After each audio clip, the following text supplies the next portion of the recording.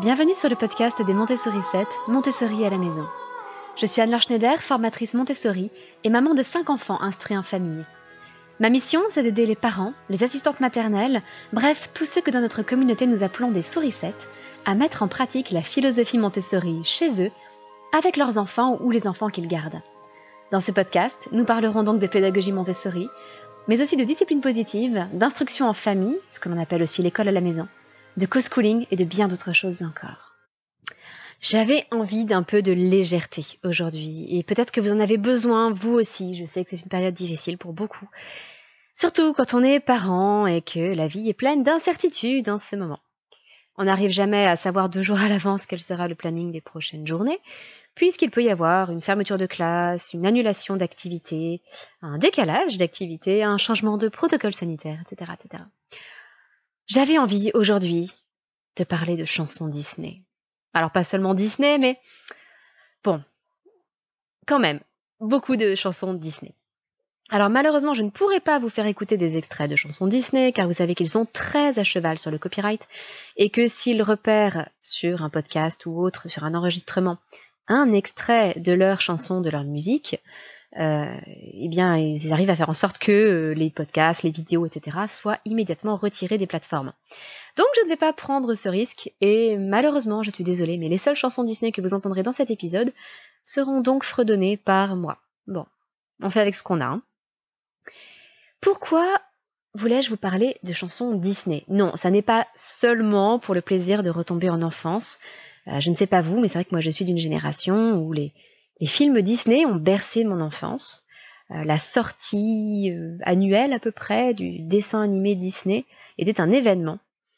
Mes premières séances de cinéma ont été pour aller voir des films Disney comme Le Roi Lion. Je me rajeunis pas, je pense, en avouant tout ça. Et j'ai réalisé, à l'âge adulte, que les chansons que je préférais dans les dessins animés Disney en révélaient beaucoup sur moi-même. Et je pense que de manière générale, les chansons Disney que nos enfants préfèrent en disent beaucoup sur eux. Et cet épisode est donc une invitation à écouter un petit peu ce que nos enfants fredonnent, les chansons qu'ils préfèrent, pour mieux les comprendre, pour essayer de comprendre ce qui se cache dans leur petite tête et dont nous n'avons pas toujours idée. Alors la base derrière tout cela, c'est un petit peu la même chose que ce que vous pouvez trouver dans le livre de Bruno Bettelheim sur les contes de fées. C'est un psychanalyste, il me semble, ou un psychiatre. J'avoue que j'ai un doute. Et un psychanalyste, je pense que ça s'appelle la psychanalyse des contes de fées. Et dans ce livre, que vous connaissez peut-être déjà, Bruno Bettelheim présente différents contes de fées classiques. Vraiment les contes d'origine, les contes des frères Grimm, par exemple. Et montre comment ces contes peuvent, en quelque sorte, servir de thérapie à des enfants. Comment ces contes parlent de choses bien plus profondes que ce que l'on peut s'imaginer. Alors, je ne vais pas vous donner des tonnes d'exemples, mais il y a parfois dans des contes une symbolique cachée autour du passage à l'âge adulte, du passage du rôle de fille à mère en particulier. Des choses autour de la maternité, où vous avez par exemple la bonne mère et la marâtre, qui sont en fait souvent 2 facettes de la même personne. C'est-à-dire que nous, maman, je m'inclus totalement dans ce lot, nous présentons parfois à notre enfant l'image d'une marraine, la bonne fée, ou l'image d'une marâtre, d'une belle-mère, d'une mauvaise reine, etc., qui est absolument odieuse avec son enfant. Et du coup, notre enfant peut en arriver à séparer en nous ces 2 facettes et à associer l'une de nos facettes à l'image de la bonne fée et une autre à l'image de la sorcière ou de la marâtre. Et ces 2 personnages vont se retrouver présents dans les mêmes contes, et c'est en quelque sorte comme si, pour l'enfant, dans nos bons moments, nous l'aidions à grandir, nous étions un personnage de soutien dans son histoire, et dans nos pires moments, nous étions en quelque sorte son ennemi, l'ennemi de son développement. Alors voilà ce qui se cache un petit peu derrière ces contes, et c'est vrai que la force des contes les plus traditionnels, c'est qu'ils ont été transmis de manière orale, qu'ils se sont formés sur de longues périodes, qu'ils ont donc été travaillés et retravaillés par la parole orale, ils ont été racontés et re-racontés, de façon à ce qu'il n'en reste que l'essentiel. Ce qui est encore présent dans ces contes, les contes des frères Grimm par exemple, ont été recueillis directement auprès de la tradition orale. Les frères Grimm ont voyagé à travers toute l'Allemagne pour écouter les grands-pères et les grands-mères raconter ces contes, ces légendes. Et c'est le fruit d'une longue tradition qui a travaillé ces contes. Ce qui fait que ces contes sont porteurs d'une énorme richesse symbolique que nous pouvons chercher à décrypter. Et soyons honnêtes, dans les dessins animés de Disney, une grande partie de cette richesse symbolique a pu être évacuée.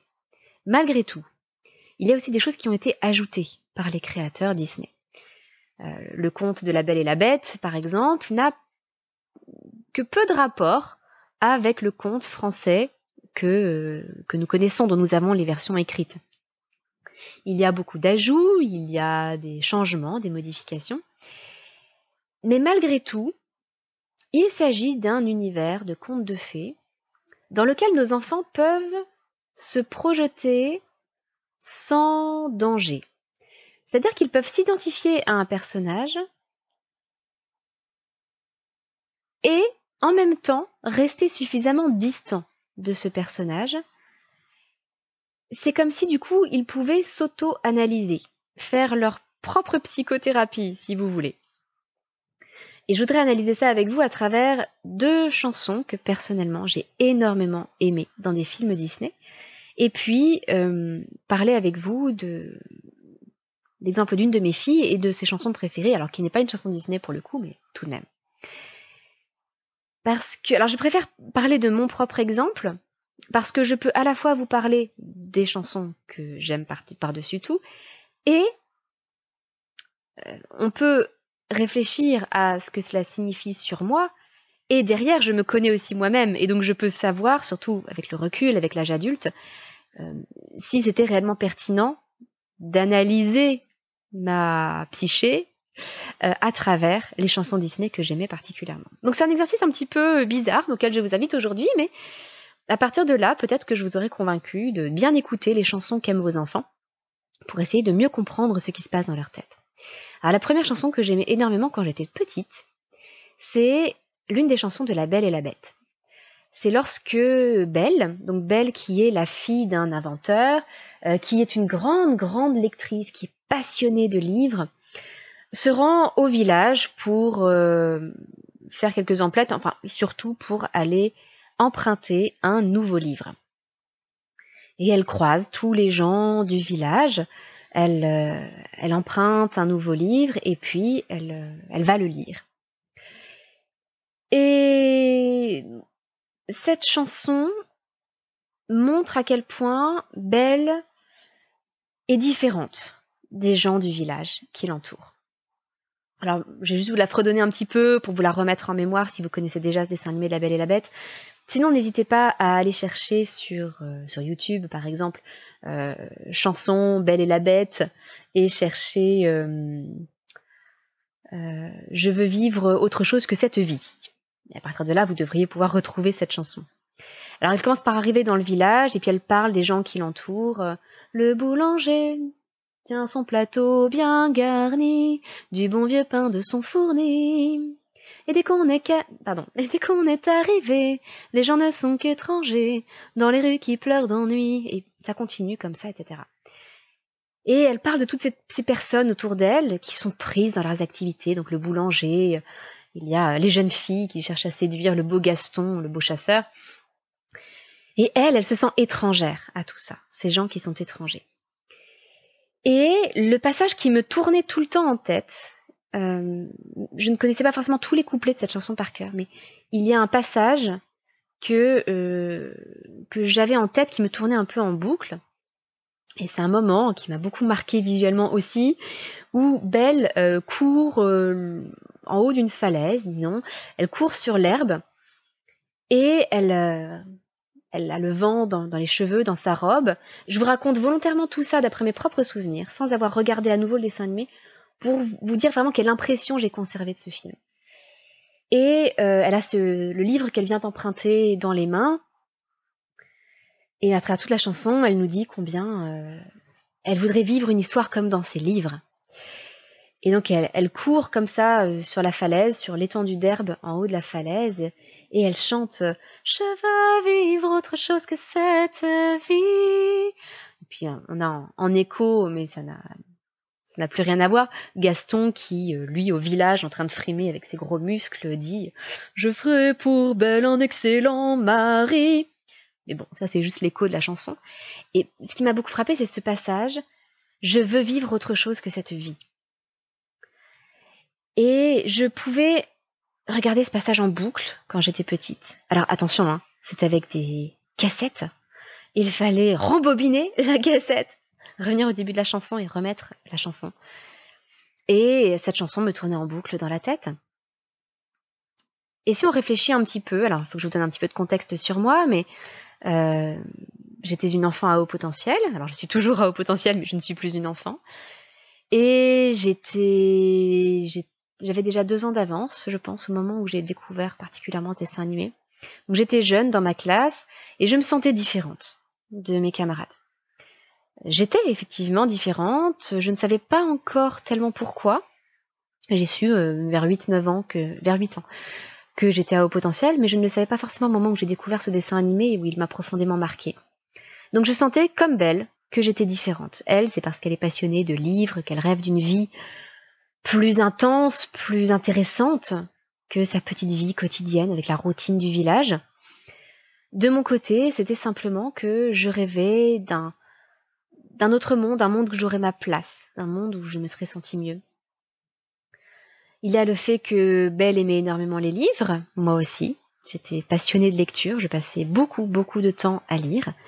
Le soir, en rentrant de l'école, c'était quasiment mon unique activité.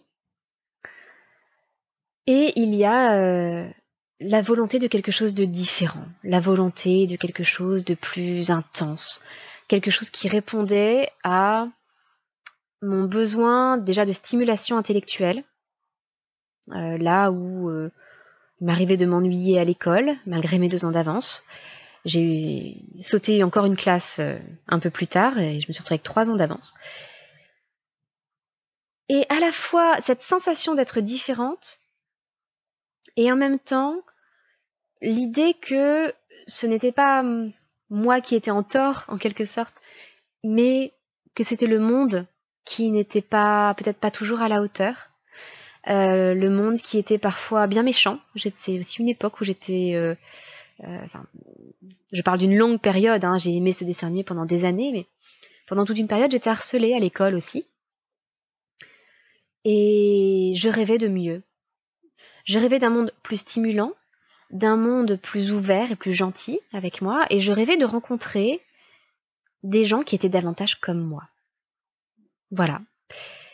Et maintenant, avec le recul, je me dis que, tiens, si j'avais été ma maman, si j'avais été mon papa, en fait, cette chanson aurait pu m'en apprendre beaucoup sur cette petite Anne-Laure qui regardait ce film Disney et qui chantait cette chanson à longueur de journée. Si j'avais été ma maman, si j'avais été mon papa, j'aurais pu apprendre à travers ça que je ne me sentais pas à ma place, que je me sentais différente, que je rêvais de mieux, de plus. Et ça aurait peut-être pu être un début de conversation. Tiens, j'entends que tu aimes beaucoup cette chanson. Toi, si tu étais Belle et que tu rêvais d'une autre vie, de quoi est-ce que tu rêverais ? Et ça m'aurait donné des indices, peut-être, à mes parents sur ce qui me manquait. Peut-être qu'il me manquait de belles amitiés à ce moment-là. Peut-être qu'il me manquait d'avoir rencontré des enfants qui me comprenaient et que je comprenais. Des enfants avec qui j'aurais été sur la même longueur d'onde. Peut-être aussi que par ce biais-là, à force de creuser, ils auraient pu découvrir que j'étais harcelée. Ce qu'ils n'ont découvert que bien plus tard, quand j'étais au lycée. C'est au lycée que j'ai posé ce mot de harcèlement sur ce que j'ai vécu à l'école primaire, parce que je croyais malheureusement à l'époque que c'était normal. voir que c'était de ma faute, parce que j'étais différente. Alors je ne fais aucun reproche à mes parents. Ils n'avaient aucun moyen de savoir que j'étais harcelée. Je le leur ai totalement caché, et c'était totalement invisible pour les surveillants et les enseignants de mon école. Ça se passait pendant la récréation, et extérieurement, ça pouvait passer pour un jeu d'enfant. Il aurait vraiment fallu m'observer de façon très très attentive pour se rendre compte que ce que je vivais était du harcèlement et non pas un jeu d'enfant. Mais voilà tout ce que l'on aurait pu découvrir en se posant simplement quelques questions sur cette chanson que je chantais tout le temps et que j'aimais à cœur perdu. Alors, une deuxième chanson que j'ai beaucoup aimée cette fois-ci à l'âge adulte. Et j'ai réalisé seulement plus tard, en m'interrogeant sur moi-même, j'ai réalisé seulement plus tard pourquoi je l'aimais autant. Il s'agit d'une chanson de la Reine des Neiges que vous connaissez sans doute tous. Libérée, délivrée, je ne mentirai plus jamais. Alors, peut-être que vous êtes déjà crispé, que cette chanson vous horripile, vous l'avez peut-être trop entendue. Eh bien moi, je revendique le fait que j'aime énormément ce dessin animé de la Reine des Neiges. Énormément. Et particulièrement pour cette chanson. Alors, je sais que beaucoup de personnes s'identifient à Anna. En ce qui me concerne, je m'identifie à Elsa. Et en essayant de comprendre pourquoi moi-même j'aimais beaucoup cette chanson et les images qui l'accompagnaient, eh bien j'ai réalisé que cette chanson et les gestes que l'on voit Elsa faire sont en fait propres à ce qu'on appelle généralement une crise d'adolescence. Alors, pour ceux qui ne connaîtraient pas l'histoire, non mais franchement, vous pouvez être parent et ne pas connaître l'histoire de la Reine des Neiges. Bon, il s'agit d'une princesse, Elsa, dans le royaume d'Arendelle, qui est un royaume de type scandinave, qui a le pouvoir de projeter de la glace, de transformer les choses en glace ou en neige. Et ce pouvoir blesse sa petite sœur, Anna, un jour. Suite à cela, ses parents lui recommandent de cacher ce pouvoir, de ne pas en parler, de porter des gants pour ne pas risquer de transformer des choses en glace en les touchant. Et donc, elle se renferme sur elle-même, elle s'éloigne de sa petite sœur, et elle vit dans la peur de déclencher ce fameux pouvoir qu'elle ne maîtrise pas, qu'elle ne contrôle pas. Et à un moment donné, sa petite sœur, qui est devenue grande, provoque en elle une réaction très forte le jour de son couronnement, du couronnement d'Elsa. Et Elsa laisse échapper un mur de glace devant elle. Et donc son secret est maintenant révélé, et elle s'enfuit dans la montagne, où elle se construit un gigantesque palais de glace. Et c'est à cette occasion-là qu'elle chante « Libérée, délivrée ». Et je crois que j'aime encore plus la version anglaise « Let it go », qui veut littéralement dire laisse sortir, tout laisser sortir, tout laisser aller. Et au fur et à mesure de cette chanson, Elsa, qui porte ses vêtements de couronnement, qui sont très contraignants, ce sont des vêtements de cour, avec des gants, avec une cape, eh bien elle transforme tout cela. Elle décroche, elle dégrafe sa cape, qu'elle laisse s'envoler. Elle enlève ses gants, et elle transforme sa robe en une robe éclatante, dans les tons bleus glacés, avec des flocons dessinés dessus. Et une robe qui est beaucoup plus osée, disons, beaucoup plus moulante, avec un décolleté. Et elle relâche sa coiffure, qui était un beau chignon, pour laisser aller une longue tresse le long de ses cheveux. Et elle fait un mouvement avec ses cheveux exactement comme dans les pubs L'Oréal, vous savez, parce que je le vaux bien. Et elle adopte une démarche qui est beaucoup plus séductrice. Et en fait, à travers cette chanson, on a un véritable passage de l'enfance à l'âge adulte. Parce qu'elle se comportait comme une enfant de façon un peu innocente, pudique, et elle se transforme en femme qui assume pleinement sa féminité. Et ce que je vois à travers ça, c'est la révolte typique de la crise d'adolescence. Et cette révolte typique de la crise d'adolescence, elle est encore plus radicale, voire violente, chez les enfants qui ont été des enfants parfaits durant leur enfance et qui ont besoin à un moment donné de briser une forme de carcan autour d'eux. Parce que les enfants parfaits, alors ou bien c'est parce qu'ils sont dans des familles très autoritaires, où on leur impose d'être parfaits, ou bien parce que ce sont des enfants qui cherchent à tout prix à faire plaisir à leurs parents et qui s'imposent eux-mêmes ce carcan. Et dans tous les cas, à l'adolescence, ou parfois jeune adulte, si la crise d'adolescence n'a pas eu lieu, eh bien ils ont besoin de vivre pour eux-mêmes. Et donc non plus de vivre par peur de leurs parents ou pour faire plaisir à leurs parents. Ils ont besoin de s'assumer pleinement et de faire les choses pour eux-mêmes. Et toute cette chanson libérée, délivrée, pour moi, c'est ce qu'elle raconte. Et ça correspond tout à fait à ce que j'ai eu besoin de vivre à un moment donné. Oui, j'étais une enfant très sage. J'étais une enfant sans histoire, qui ne faisait pas de bruit, qui jouait tranquillement dans sa chambre toute seule, une enfant très autonome, je faisais mes devoirs tranquillement très vite. Je ne posais pas de problème. Vraiment. Je crois que je peux compter sur les doigts d'une main les fois où mes parents m'ont grondée quand j'étais enfant. Et ça n'était pas que je vivais avec des parents autoritaires ou quoi que ce soit, pas du tout, mais j'avais envie de leur faire plaisir, de me conformer à cette image positive qu'ils avaient de moi, à être une enfant modèle. Donc c'est uniquement pour leur faire plaisir que, et ça venait de moi, que je me suis mise à fonctionner comme ça.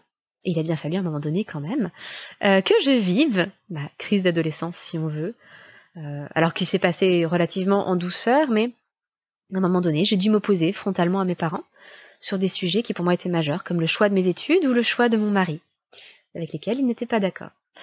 Bon, pas besoin non plus de trop rentrer dans les détails, mais La Reine des Neiges est sortie alors que j'étais déjà adulte, et je n'ai pas compris tout de suite pourquoi j'accrochais autant avec cette chanson et autant avec ce personnage d'Elsa. Mais c'est parce que ce sentiment de libération, je l'ai vécu et j'ai peut-être encore besoin même de le vivre aujourd'hui. Peut-être que même aujourd'hui, adulte, j'ai encore besoin de briser certains carcans que je me suis imposés depuis toute petite. Pas forcément liés à mes parents d'ailleurs. Et donc vous voyez, si j'avais connu la Reine des Neiges, je sais pas, à 10, 12, 14 ans, peut-être que j'aurais aussi énormément aimé cette chanson. Et peut-être que ça aurait pu être un indice pour mes parents, qu'il y avait une recherche de liberté derrière, qu'il y avait la volonté de sortir d'un cocon, de sortir d'un carcan qu'on se serait peut-être imposé.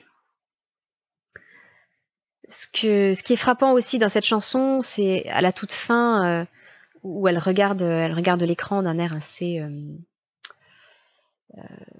je dirais pas malicieux, mais avec une forme d'arrogance en disant le froid est pour moi le prix de la liberté, mais en fait c'est une... Alors, je ne vais pas dire que c'est une mauvaise traduction, parce que c'est très difficile de traduire des chansons Disney. Ça n'est pas une traduction exacte. Et si ça avait été une traduction exacte, ça aurait été très moche dans la chanson. En anglais, elle dit « The cold never bothered me anyway ». Littéralement, le froid ne m'a jamais dérangé. Mais en fait, bon, dans l'une comme l'autre version, ce qu'elle est en train de dire, c'est l'isolement, le fait de me retrouver seule, le fait de ne plus plaire aux autres, et donc d'être en froid avec eux. Je pense qu'on retrouve bien cette métaphore du froid et de la glace. Ça ne m'a jamais dérangé. Ça n'est pas ça l'important. Ou alors, tant pis si je me retrouve en froid avec les autres. Donc voilà ce que l'on aurait pu supposer de ce qui se passait dans ma tête à 10, 12 ou 14 ans si j'avais rencontré cette chanson à ce moment-là. Et si elle m'avait autant plu qu'aujourd'hui. Et alors pour vous donner un autre exemple, il y a une chanson que l'une de nos filles aime énormément, et qu'elle a, alors moins maintenant, mais qu'elle a beaucoup, beaucoup, beaucoup chanté. Et c'est une chanson de Nolwenn Leroy qui s'appelle, je crois que ça s'appelle Parisienne, enfin je ne serai jamais ta Parisienne. Et le refrain dit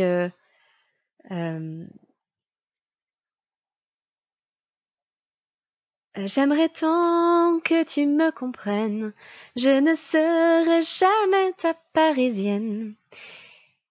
Et ces deux petites phrases, encore une fois, c'est le refrain qu'elle reprenait en boucle. Pas forcément tous les couplets, mais beaucoup ce refrain. Et surtout quand elle chantait la chanson, elle commençait par ça. Et je pense que c'est un indice assez fort. Ça veut dire que c'est ce passage-là qui l'a le plus marqué. J'aimerais tant que tu me comprennes, je ne serai jamais ta Parisienne. Alors ce que dit Nolwenn Leroy dans cette chanson, c'est que donc elle parle à un amoureux probablement, et elle lui dit mais je ne serai jamais ta Parisienne, je ne m'adapterai jamais totalement à ton monde. Au fond de moi, je suis bretonne avant tout, j'ai un côté un peu sauvage, et tu ne me domestiqueras pas au bord de la Seine. En gros, je paraphrase. Mais le fait que ma fille aime beaucoup cette phrase, ça n'est pas parce que nous vivons près de Paris, ça n'est pas le problème. Il ne faut pas interpréter les choses de façon aussi littérale. Je pense que plus profondément, c'est qu'elle avait le sentiment de ne pas être totalement comprise et qu'elle ne serait jamais ce qu'on attendait exactement d'elle. Peut-être nous, ses parents, peut-être certains de ses amis, peut-être son entourage. En tout cas, elle avait, à mon sens, le sentiment de ne pas être comprise et le sentiment d'avoir une part en elle un peu sauvage, non domestiquée, qui ne pourrait jamais s'adapter totalement aux attentes que l'on pouvait avoir vis-à-vis d'elle, aux attentes que nous, parents, peut-être, nous pouvons avoir vis-à-vis d'elle, aux attentes que son entourage, ses professeurs, ses amis, etc. peuvent avoir aussi vis-à-vis d'elle. Et donc, c'est une chose à creuser. Alors bon, je n'aime pas révéler des choses trop personnelles sur nos enfants, mais vous voyez qu'il y a des choses là à creuser qui sont intéressantes. Et typique, alors là, il ne s'agit pas d'une chanson de Disney, mais c'est souvent particulièrement le cas avec des chansons Disney. Parce qu'elles sont très riches de sens, tout comme les contes dont elles s'inspirent, et parfois même plus que les contes dont elles s'inspirent. Elles portent des choses très symboliques. La Reine des Neiges, par exemple, est une version totalement déformée du conte de la Reine des Neiges. Ça n'a plus rien à voir avec le conte d'origine, dont ils se sont très très vaguement inspirés au début. Mais à l'inverse, Disney a apporté d'autres choses à ce conte et a apporté cette notion de crise d'adolescence, de rébellion, de l'enfant parfaite qui prend son indépendance et qui devient véritablement elle-même en prenant son indépendance et en transformant ce qui semblait être des défauts, à savoir son don, sa magie, en quelque chose d'extraordinaire qui apporte du bonheur aux gens. Voilà. De la même façon, à l'adolescence, on peut avoir le sentiment que nos parents voient certaines choses comme des défauts, des insuffisances de notre part, alors que peut-être il s'agit de talents cachés qui peuvent apporter beaucoup au monde, l'enrichir et apporter du bonheur aux gens. Donc, si jamais votre enfant se met à fredonner tout particulièrement une chanson de Disney ou peut-être d'autres choses, interrogez-vous peut-être sur les paroles. Et je renouvelle ce petit conseil, essayez de faire attention aux paroles par lesquelles l'enfant commence quand il fredonne quelque chose. Parce que quand j'étais toute petite et que je chantais La Belle et la Bête, souvent je commençais directement par « Je veux vivre autre chose que cette vie ». Et ensuite, je reprenais la véritable introduction de la chanson qui est « Le boulanger sort son plateau bien garni », etc. etc. Mais c'était le passage le plus important était en fait le passage final, et moi je le mettais au début. Donc écoutez ce qui est le passage le plus répété par votre enfant. Et je ne suis pas sûre que ce soit un hasard si Libéré, délivré a été autant aimé, chanté et reprise par les enfants du monde entier. Je pense que c'est parce que ça correspond vraiment à une phase typique, caractéristique de leur développement, une phase de l'arrivée dans l'adolescence. Donc regardez par quelle parole votre enfant commence. Regardez aussi quel passage il répète le plus souvent. Vous voyez, pour ma fille, c'était vraiment le « Je ne serai jamais ta Parisienne ». Non, pardon. « J'aimerais tant que tu me comprennes », justement, ce passage-là. Et ensuite, « Je ne serai jamais ta Parisienne ». Et sans chercher non plus à surinterpréter, essayez de voir quelle est l'émotion derrière, quelle est la chose la plus importante dans la chanson. Dans La Belle et la Bête, c'était le sentiment d'être différente et le désir de davantage, le désir d'un autre monde, de quelque chose de plus. Dans Libéré, délivré de la Reine des Neiges, c'était le sentiment d'avoir été enfermé et d'être enfin libre. Et le sentiment de ne plus avoir de compte à rendre à personne, de se libérer des attentes que l'on avait vis-à-vis de soi. Et puis, dans Parisienne de Nolwenn Leroy, c'est le sentiment d'être incomprise et peut-être de ne pas être totalement à sa place ou d'avoir une part en soi qui ne sera jamais totalement à sa place dans le monde où on est actuellement. Alors voilà, j'espère que ça aura été peut-être un moment plus léger aussi pour vous, que ça vous aura replongé en enfance. Je serais très curieuse, peut-être que vous pouvez commencer par réfléchir aux chansons que vous aimiez énormément petit. N'hésitez pas à le partager sur le Terrier des Montessori 7, vous savez, c'est notre groupe Facebook. Ça peut donner lieu à des échanges assez amusants pour savoir peut-être ce qu'il y avait dans votre tête au moment où vous aimiez les dessins animés de Walt Disney. Et peut-être que ça vous apportera aussi des choses pour votre enfant. Alors c'est tout pour aujourd'hui. Je vous souhaite une excellente semaine, pleine de chansons. N'hésitez pas à en profiter pour chanter peut-être et danser un peu avec vos enfants, pour avoir quelques moments de légèreté. Et je vous donne rendez-vous la semaine prochaine pour un nouvel épisode du podcast. À très bientôt, votre petite sourisette, Anne-Laure.